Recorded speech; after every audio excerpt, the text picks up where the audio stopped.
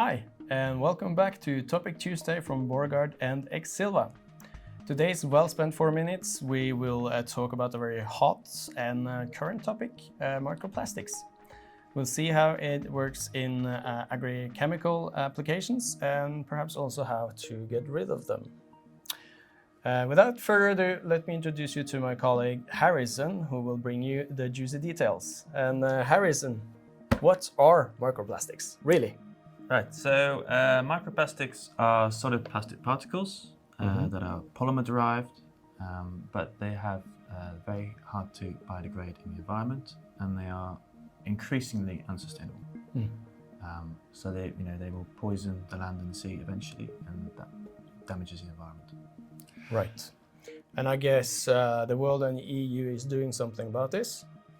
Yeah, so the EU and globally is trying to eliminate all plastics or microplastics by 2030. And this is across all applications. But today we're really focusing on AgChem. And that if we can reduce the microplastics in AgChem applications by then, that would be a really big bonus for the environment. Absolutely. And what are the AgChem industry doing to fix this now? Yeah, so of course, in history, the AgChem industry has used oil-based additives to, in their formulations for dispersants, rheology modifiers, and other areas. But they need to be either removed or reduced or changed. And to do that, they're either changing the old technology or using old technology but updating it. And that necessarily is not the best way of doing things. Right. Because it's still slightly oil-based, or it's not compatible or stable. So with pH, temperature, or micro stability, for example. Right.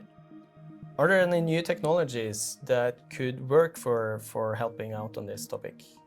Yeah, of course. There are a lot of bio-based solutions out there, one of them being Exilva.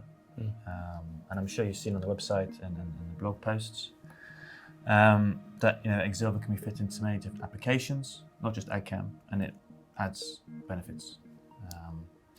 But when you look at the AgChem, as it's a sustainable and bio-based alternative to what's already out there, Exilva does not just only add stability or compatibility. It can be a film former.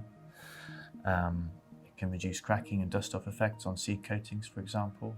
It can reduce flocculation and precipitation in liquid crop formulations.